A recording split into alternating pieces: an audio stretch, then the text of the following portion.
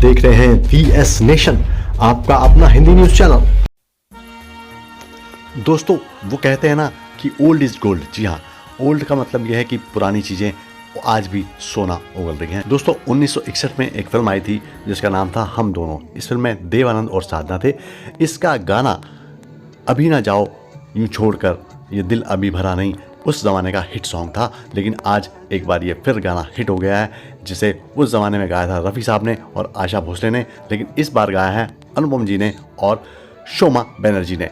ये गाना एक बार फिर चर्चाओं में है, इसलिए भी चर्चा में है कि इस गाने में धर्मेंद्र और शबाना आज़मी का एक किसिंग सीन भी फिल्माया गया है।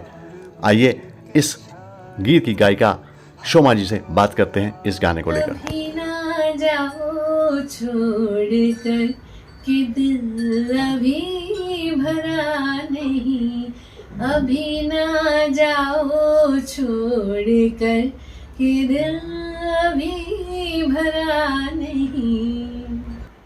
शोभा जी, VS नेशन की तरफ से आपका बहुत बहुत स्वागत है। आज बहुत ज़्यादा गाना हिट हो रहा है, रॉकी और रानी की प्रेम कहानी। आपने बहुत ही सुंदर गाया है और उस गाने में धर्मेंद्र जी ने और शबाना जी ने जो एक्टिंग की है वो बहुत ही कमाल की है। और आपका गाना भी जो है मुझे लगता है फिल्म से ज़्यादा हिट कर रहा है। तो कैसे संयोग बना ये गाना करने का? ये तो बहुत इत्तेफाक की बात है कि मुझे 2021 में एक दिन ऐसा अनुपम आमोद ने बुलाया कि गाना है, जो एक बैकग्राउंड स्कोर का गाना था, अभी ना जाओ छोड़ के। तो मेरा सब्जेक्ट था पुराना गाना, मैं गाती हूँ, विंटेज म्यूजिक को रिप्रेजेंट करती हूँ मैं। तो मैं गई और वो गाना रिकॉर्ड हुआ, बहुत अर्जेंसी में गाना रिकॉर्ड हुआ। और फिर बाद में 2022 आई और फिर 2023 हो गई। हमें पता नहीं था गाने का क्या होने वाला है, क्या हो रहा है, ये सब कुछ पता नहीं था। लेकिन कुछ 22-23 तारीख को जुलाई में उन्होंने हमको फ़ोन करके पूछा कि आपका किस नाम से क्रेडिट में नाम जाएगा। तब मुझे समझ में आया कि वो गाना है। और जब फिल्म रिलीज़ हुई तो मैंने देखा कि वो गाना जो एक ऐसा अनइम्पॉर्टेंट सा गाना सोच के हम लोग ने रिकॉर्ड किया था, लेकिन वो पिक्चराइज हुआ है one of the best actor and actresses के ऊपर।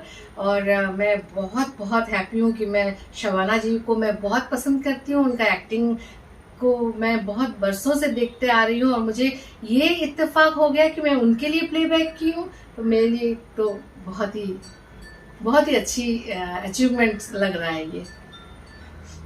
पब्लिक की तरफ से क्या रिस्पॉन्स आ रहा है आपको? पब्लिक तो बहुत पसंद कर रही है, बहुत ज्यादा पसंद कर रही है। तभी तो एक बैकग्राउंड सॉन्ग इतना इम्पोर्टेंट हो गया है, because of the public reaction only. लोग ताली बजा रहे हैं, सीटियां बजा रहे हैं ऑडिटोरियम थिएटर में, और लोगों ने बहुत ज्यादा पसंद किया है, बहुत ज्यादा पसंद किया है। ये इसके वजह से ये गाना इतना इम्पोर्टेंट हो गया है। तो जो ये गाना ओरिजिनल गाया हुआ है वो आपने सुना था पहले? ऑफ कोर्स सुना है, कईयों बार गाया भी है, इतना शोज में गाया है, बहुत गाया है शोज में। तो ये तो बहुत पुराना गाना है, अभी ना जाओ छोड़ के, तो कईयों बार गाया है। तो पहले जब आप गाती थी तो कैसा रिस्पॉन्स मिलता था? तभी भी इस गाने का रिस्पॉन्स बहुत अच्छा रहा और बहुत अच्छा मिलता था रिस्पॉन्स। सितारे झिलमिला उठे, ये सब लाइंस जब आते हैं, गाना अपने आप में बहुत खूबसूरत लिखा गया है। और उस समय भी जब पिक्चराइज हुआ था तो भी वो इतना ज़्यादा हिट था गाना। तो मुझे जब मैं गाती हूँ तो मुझे फरमाइशें आती हैं इस गाने की, बिफोर दिस ऑल्सो। तो अभी तो मुझे लगता है कि ये गाना फिर से आप जहाँ भी स्टेज शो करेंगी, जहाँ भी परफॉर्मेंस करेंगी, इस गाने की डिमांड होगी। ऑफ कोर्स होगी। तो अभी इस गाने के बाद आपको इसी कंपनी से या जिन डायरेक्टर के साथ आपने म्यूजिक डायरेक्टर के साथ काम किया उनकी तरफ से कोई और ऑफर आया है, कुछ और बातचीत हो रही है? नहीं, अभी तो कोई ऐसे कम्युनिकेशन तो हुई नहीं है। और इनफैक्ट गाने से पहले भी कोई कम्युनिकेशन नहीं हुआ था, गाने के बाद भी कोई कम्युनिकेशन ऐसा एज सच उस हाउस से मेरी कोई कम्युनिकेशन नहीं हुई है। लेकिन हाँ, दूसरे म्यूजिक डायरेक्टर्स डेफिनेटली जिन्होंने सुना है, जिनको इस चीज़ की वो रहती है कि कुछ नए म्यूजिक डायरेक्टर्स भी आए हैं जिनको अभी भी पता नहीं कि स्क्रीन वॉइस में मेरी आवाज़ कैसे लग रही है। तो ये देखने के बाद उनको एक कॉन्फिडेंस आया है, तो वो फिर से बुला रहे हैं, काफ़ी सारे लोग बुला के गाना गवा। आपने शुरुआत की थी सारेगामा से?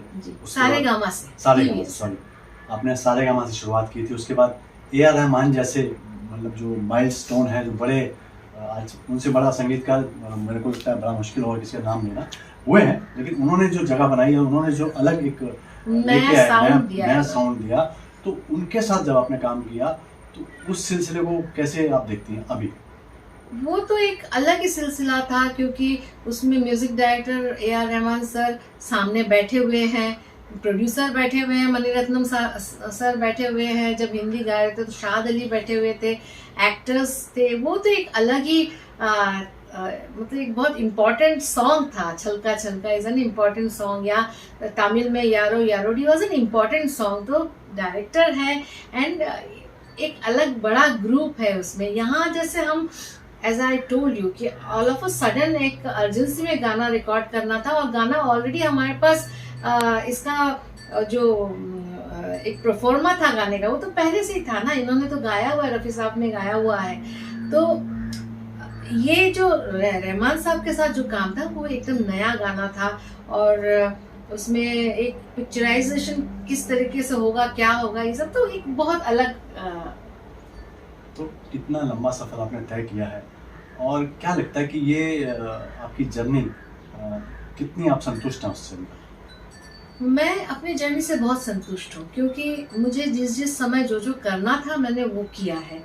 और एक लंबा समय हम यहाँ पे मूव इन किए थे 1995 में भिलाई से, और मेरे फादर मदर मेरे साथ थे। उनकी देखभाल करना और अपना करियर साथ में मैनेज करना, और जहाँ जहाँ जो मिला है, मैंने किसी चीज़ को नकारा नहीं है।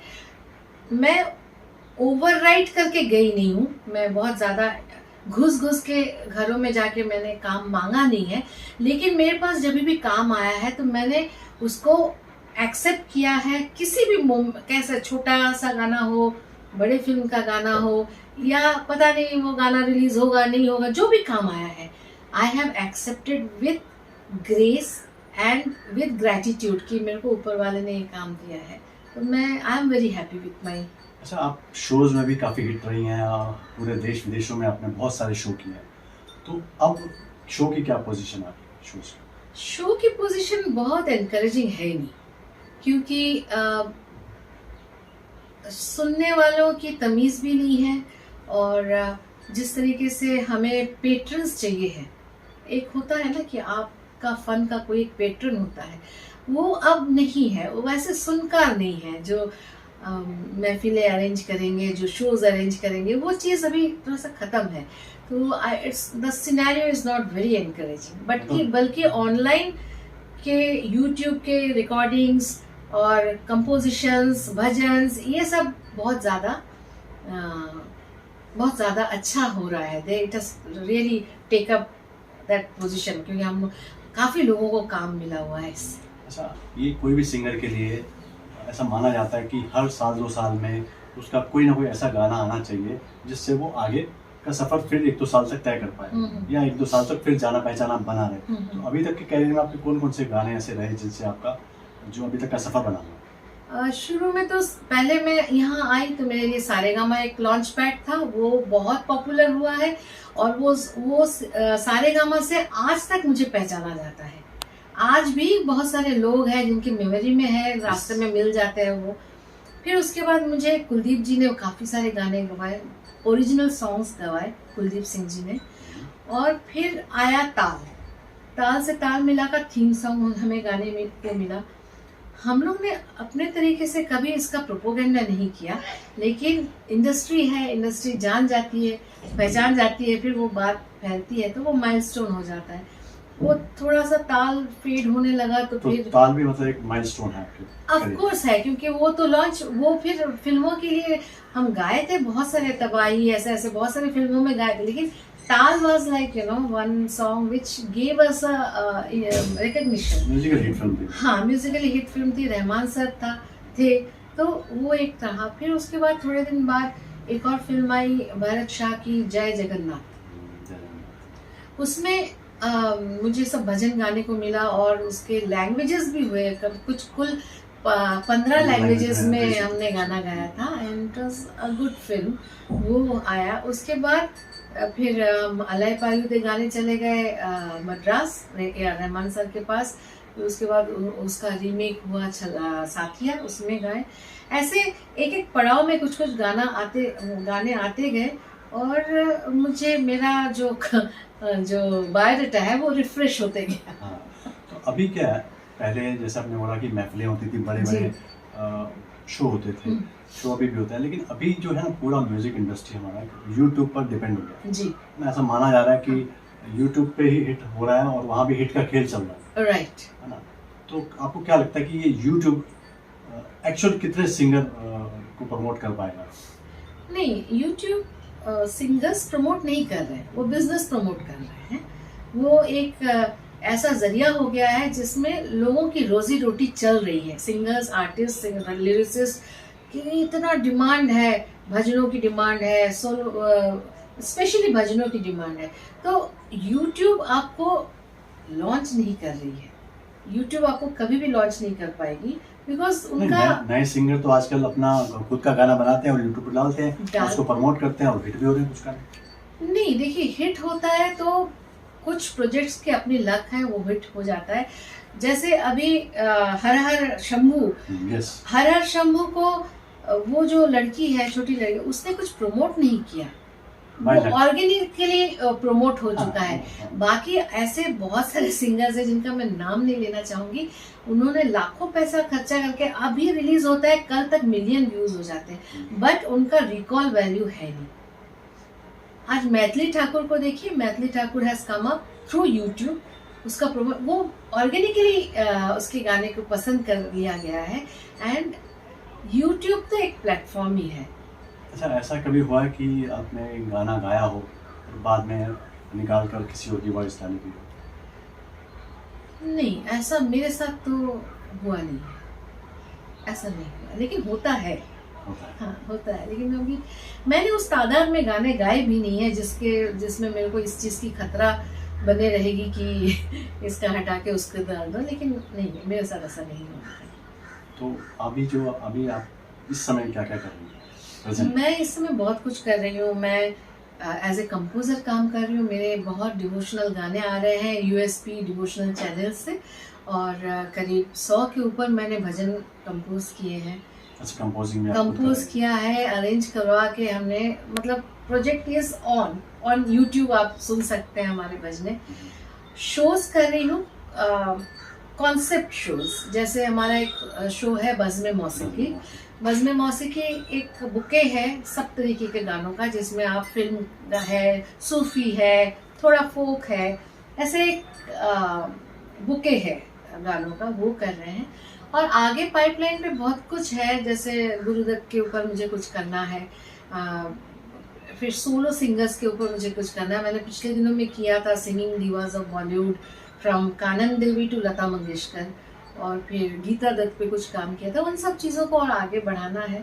साथ में मैं लोगों को गाने भी सिखा रही हूँ, जिन लोग ग्रहण के योग्य हैं, तो उनको मैं गाना भी सिखा रही हूँ। अच्छा, आज एक नया युग आ गया है कैरोके सिंगिंग का, जी, है ना, हर आदमी सिंगर बन गया है। जी। तो ऐसे में आपको लगता नहीं कि जो असली सिंगर हैं, जो टैलेंटेड सिंगर हैं, वो कहीं पीछे छूट रहे हैं?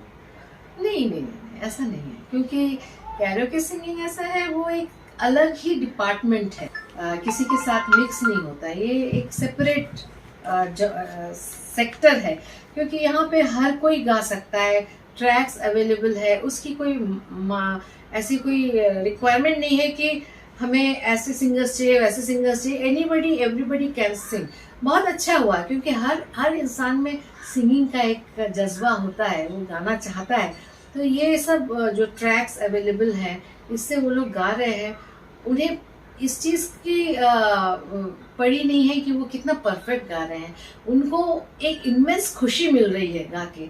सो वो डिपार्टमेंट ही अलग है। अच्छा, एक चीज़ और है कि अक्सर फिल्मों में सबसे पहले जो हिट होते थे आइटम सॉन्ग, तो आपके हिस्से में कोई आइटम सॉन्ग नहीं आया? या क्या रीजन रहा कि आपने गाए नहीं? मतलब कुछ उसके पीछे कुछ रीजन है ऐसा, आपको ऑफर हुए और आपने गाए नहीं? Item song actually item song नहीं हुआ है, मुजरा तक मैंने गाया है, मुजरा गाया है मैंने। आइटम सॉन्ग नेपाली में गाया है मैंने। क्या रीजन है, आपने गाया नहीं? नहीं, नेपाली में मैंने गाया है। नेपाली में एक फिल्म आई थी धर्मा, जिसमें मनीषा कोइराला एक्ट्रेस थी, उसके काफ़ी सारे गाने मैंने गाए थे। उसमें मुझे बहुत बड़ा ये मिला था, कैनवस मिला था। मैंने रोमांटिक गाया था, मैंने साइड हीरोइन के लिए भी गाया था, मैंने एक आइटम सॉन्ग भी गाया था। तो it was very nicely picturise. लेकिन म्यूज़िक डायरेक्टर का कॉल है ये, अगर उनको लगता है कि मेरी आवाज़ उसके जैसे है, आइटम सॉन्ग में फिट बैठता है, तो वो बुलाएंगे। नहीं फिर भी क्या होता है, ये तो आप मानती है कि एक आइटम सॉन्ग जल्दी हिट हो जाता है अदर सॉन्ग के बजाय? ऐसा थंब रूल नहीं है देवेंद्र जी, ऐसा थंब रूल नहीं है। लेकिन हाँ, एक अच्छा रिदम होता है तो पिकअप होता है, चाहे वो आइटम हो या रोमांटिक हो, रिदम पिकअप होता है। गाने का एक फ्लो रहता है, वो पिकअप होता है। नहीं, आप अगर हम रिकॉर्ड देखें आप, हाँ तो मेरे को लगता है जहाँ तक मैंने फिल्में देखी हैं, जी। जो मैंने सफ़र तय किया, उसमें आइटम सॉन्ग लगभग हिट ही हुए हैं। हाँ होता है, ये मैं डिनाई नहीं करूँगी, होता है, डेफिनेटली होता है। अभी आपको ऐसा कुछ आइटम सॉन्ग अच्छा मिले हाँ, तो आप करेंगे? मैंने आपसे अभी कहा ना कि मैं अपने फील्ड में हर चीज़ को ऊपर वाले की रजा समझती हूँ, और मैं I will do everything what is coming in my way, मैं करूँगी। मेरे को कोई ऐसा परहेज नहीं है। बाकी हाँ, थोड़े वर्ड्स का हमको थोड़ा सा ध्यान रखना पड़ता है, क्योंकि हर एक उम्र का एक तकाजा होता है, एक लिहाज होता है। तो डेफिनेटली बहुत वाहियात किस्म की जो लिरिक्स है उस पर थोड़ा सोचना पड़ेगा।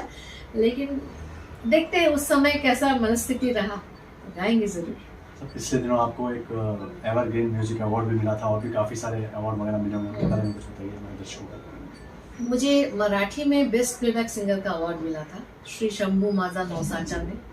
उसमें मैंने लावनी गाई थी, अच्छा, लावनी पे मुझे मिला था। और बाकी अवार्ड्स मिलते हैं, काफ़ी अवार्ड्स मिलते हैं हमें, आपके भी ऑर्गेनाइजेशन से अवार्ड मिली है। और लेकिन वो हाईएस्ट लेवल की अवार्ड, गवर्नमेंट के अवार्ड्स, ये सब अभी तक नहीं आए हैं। ऐसे चलते चलते बातें तो बहुत सारी होती रहेंगी, लेकिन चलते चलते जिस गाने की वजह से हम आज फिर चर्चा कर रहे हैं, वो एक गाना गुनगुना के हमारे दर्शकों को सुनाएं। अभी ना जाओ छोड़ कर कि दिल अभी भरा नहीं, अभी ना जाओ छोड़ कर कि दिल अभी भरा नहीं। धन्यवाद VS नेशन से बातचीत करने के लिए। Thank you, thanks a lot. VS nation बहुत अच्छा कर रही है, और मुझे बहुत अच्छा लगा कि आज आपने हमको इस इंटरव्यू में शामिल किए, and I am really thankful to VS nation. धन्यवाद। हमारी ये रिपोर्ट अच्छी लगी हो तो हमारा चैनल सब्सक्राइब करें, लाइक करें, शेयर करें और बेल आइकन दबाना ना भूलें।